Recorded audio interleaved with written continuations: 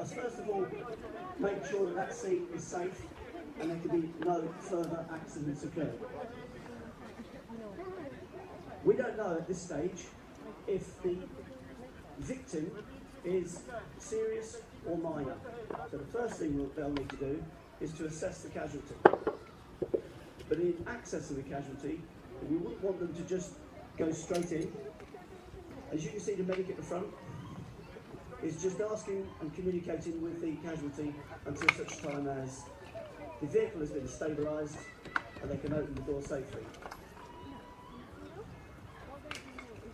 One of the biggest problems with any accident where somebody may have an injury, particularly to their neck, is that further movement of that can seriously damage any damage that might be in the neck to the spinal nerves. Spinal nerves are what make you breathe. So in the neck, by movement of the neck, we could sever those spinal nerves and the casualty could stop breathing.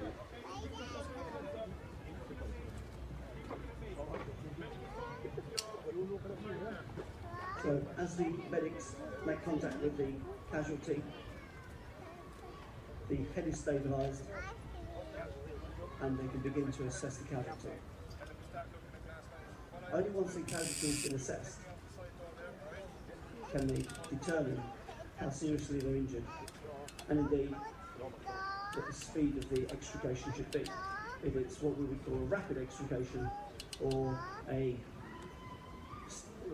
for want of better words, a stay and play, if you like, where we can take our time and immobilise the casualty as much as possible. And that does depend on how seriously injured the casualty is. If they've got life-threatening injuries to their ABC, that's their airway, their breathing, or their circulation, then there would have to be rapid interventions to do that first of all before anything else gets done. And sometimes services will arrive at the scene and will just need to literally drag a casualty who may be in cardiac arrest from the vehicle.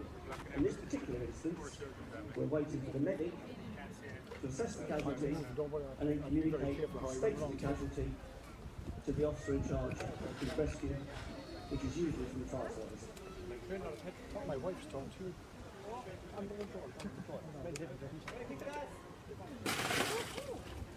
The vehicle, as you can see, has been stabilised all around, so that any movement inside the vehicle, with people climbing in, climbing out, doesn't shake the casualty.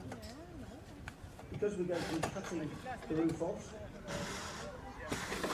glass needs to be removed in order that the power tools can cut through the metalwork.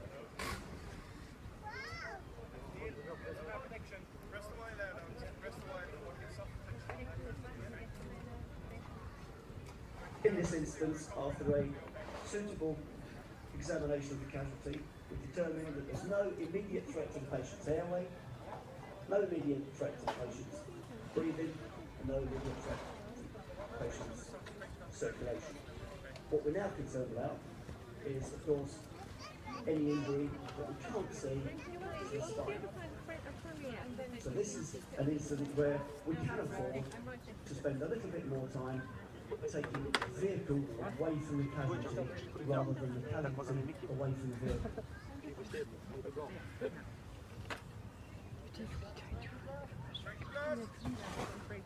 Under normal circumstances, once the casualty has been given oxygen and a cervical collar has been put in place, we will look to extricate the casualty via the straightest possible means. And in normal circumstances, this may well be that the roof needs to be removed and the casualty would then come out on a longboard and put onto a spinal board, a vacuum mattress, or a scoot stretcher, depending on the injuries and depending on how they're going to be removed off the hospital. Some will go by land ambulance, some will go by air ambulance.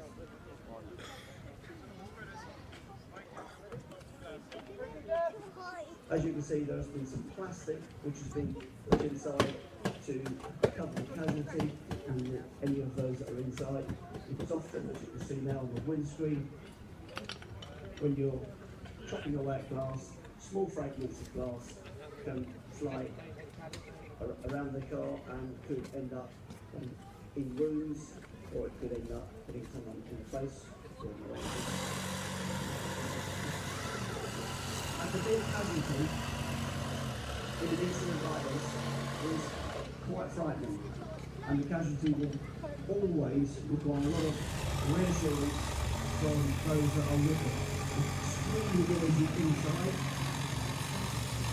You might think it's noisy out here, but if you were inside the vehicle, you could easily get frightened, particularly if you've got serious accidents, serious injury, and in a lot of pain.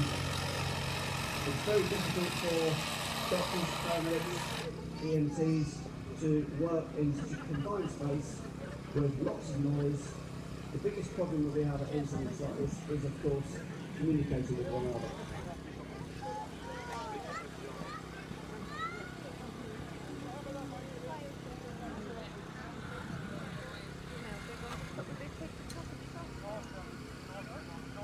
This car is quite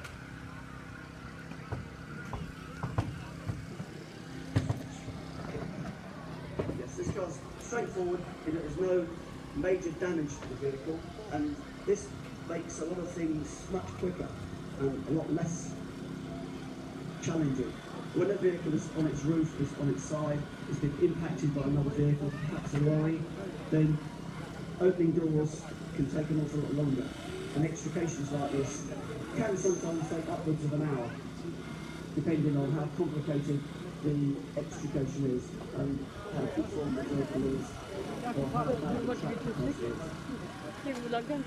is.